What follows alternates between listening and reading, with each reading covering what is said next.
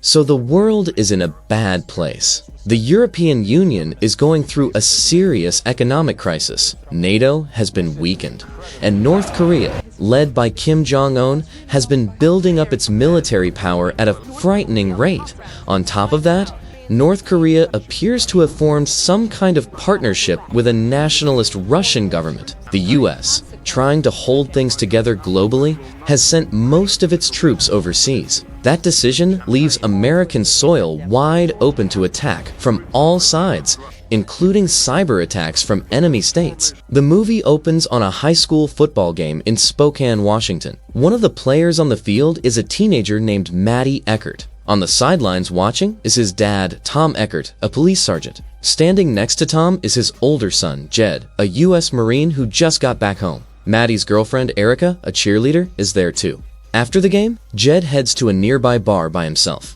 A girl named Toni Walsh, someone he knew growing up who clearly has feelings for him, comes over, and the two of them start talking. Matty and Erica show up at the bar not long after. Then an unexpected blackout hits the whole area, and everyone heads home. Back at the house, Tom leaves for his night shift, leaving the two brothers alone. Before they go to sleep, the conversation between them makes it clear things aren't great between Jed and Matty. There's some real distance there. The next morning, they're woken up by noise outside. They step out of the house and stop dead. North Korean paratroopers are dropping from the sky. Military transport aircraft are all over the place. Jed and Matty get into Jet's truck immediately and go looking for their dad. They drive through chaos, fire everywhere, people running, and eventually find Tom. He tells them to get to the family's cabin out in the woods and stay there. He's staying behind to help people. All around them, North Korean soldiers, led by a commander named Cho, are shooting people and taking others captive. The brothers drive away and leave their father behind. On the way out of the city, they take a detour to get to Erica's house. When they get there, Erica and her whole family are already gone, captured. As they're pulling away, Matty's friends Robert and Daryl come running out of a nearby house and jump into the back of the truck. They're the only ones moving with any kind of purpose, and soon 2 more cars fall in behind them. But Commander Cho cuts them off, and it turns into a running confrontation. Only 2 of the 3 vehicles make it out to the cabin. At the cabin, Jed, Matty, Robert, and Daryl meet Pete and a pair of siblings named Greg and Julie who are in the second car. By the end of that same day, Tony and a friend of Matty's named Danny show up too. 9 people total. Jed takes charge straight away.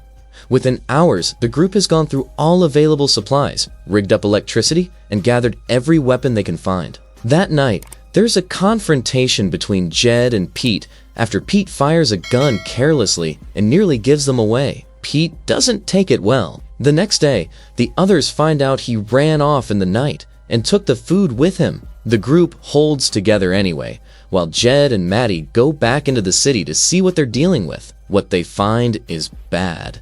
The North Koreans have set up prison units across the city. Americans are being held in them, including Erica. When Jed and Matty get back to the woods, the others tell them Pete has led Commander Cho and a full North Korean unit straight to the cabin. Cho brings Daryl's father, Mayor Jenkins, and Tom with him. Mayor Jenkins gets on a megaphone and makes a convincing speech pleading with his son and the group to surrender. They don't move. Then, the megaphone gets handed to Tom. He tells his sons and the others to keep fighting. Don't stop. Cho shoots Tom in the head right there. His sons watch it happen from the trees and somehow hold themselves together and stay hidden. With the weight of everything they've lost and everything they're up against sitting on all of them, Jed gives the group a speech. And one by one, they all make the same decision. They're not running. They're fighting back.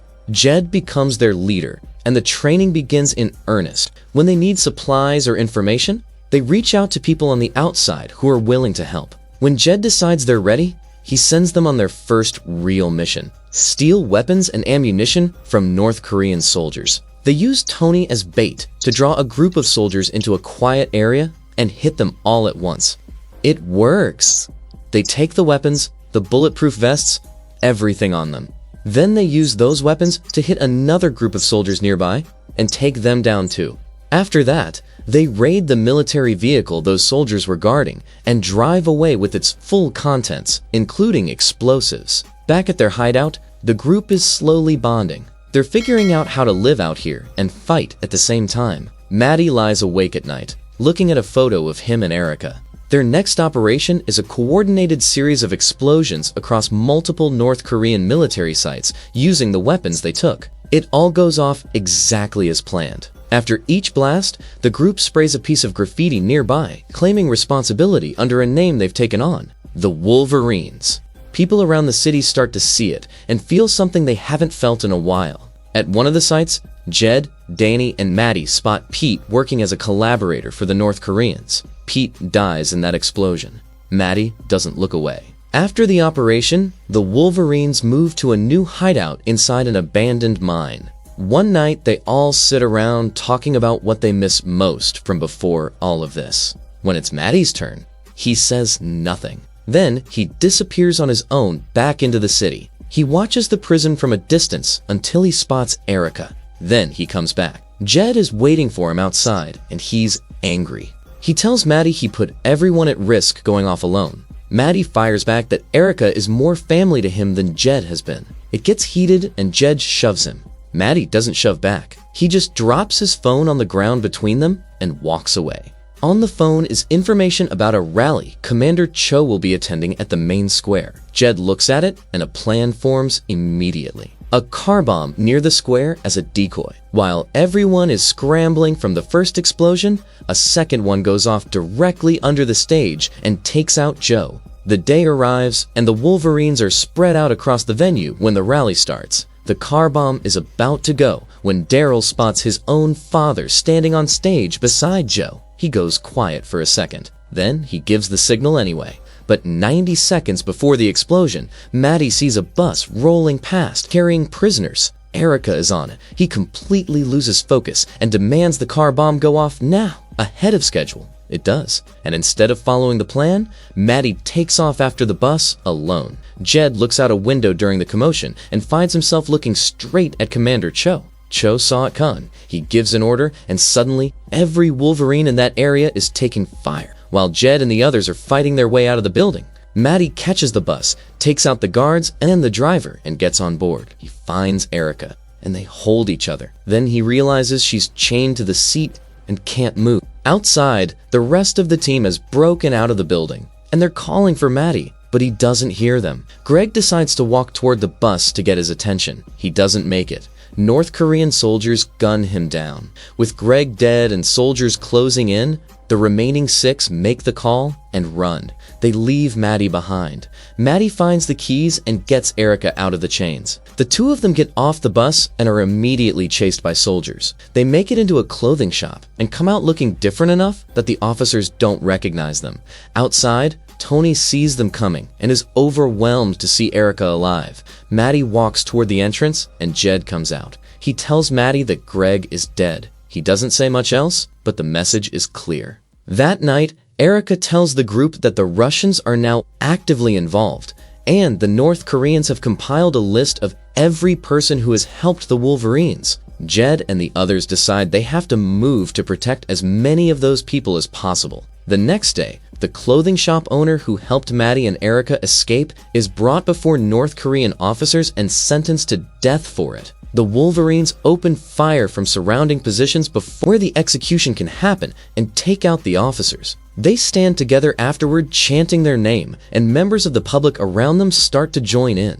The North Korean command sees this and tells Cho to deal with the Wolverines immediately. Back at the mine, Maddie is struggling badly with Greg's death and goes silent. 3 days go by and he still hasn't come around. Jed goes looking for him, and when he finds him, the two of them actually talk. Really talk. Maybe for the first time. Things from their past come out. That night, Maddie comes back to the mine. Later, Jed and Tony are down by the lake and getting close when they hear the mine being hit. They run back. Inside, it's chaos. Jed gets his team moving, but Danny and Julie don't make it out. 6 of them are left. They push deeper into the woods to stay ahead of the soldiers. Out there, they come across 3 U.S. Marines, Sergeant Major Andrew Tanner and 2 others, Corporal Smith and Sergeant Hodges. After they establish they're on the same side, Andrew gives the Wolfhounds an update on how bad things are across the rest of the country. Then he tells them about a suitcase. It contains an EMP-resistant radio telephone currently in Chow's possession. If they can get it to US forces, it would give them a real intelligence edge over the invaders. The target is the local police station. The combined group of 4 Marines and 5 teenagers plan the mission and move. During the operation, unknown to anyone, including Daryl himself, Russian soldiers have tagged him with a tracking device. A firefight breaks out. Hodges is killed, but they get the case. Maddie escapes with it, while Jed, injured, stays back to face Cho. Jed finds a gun in his father's old locker at the station and uses it to shoot Commander Cho dead. The group makes it to a safe house. Jed tells Maddie he's proud of him. He and Tony have a real conversation alone for the first time. Then, Russian soldiers hit the safe house, and Jed is killed. The rest of them get out and move toward the Marine extraction point, where a helicopter is waiting. On the way there, Robert figures out that Daryl has a tracker on him, and that's how the Russians found the safe house. There's no argument about what has to happen. They say goodbye to Daryl and leave him. Daryl watches them go. At the extraction point, Andrew tries to get Maddie and the remaining Wolverines on the helicopter with them. They say no. They're staying.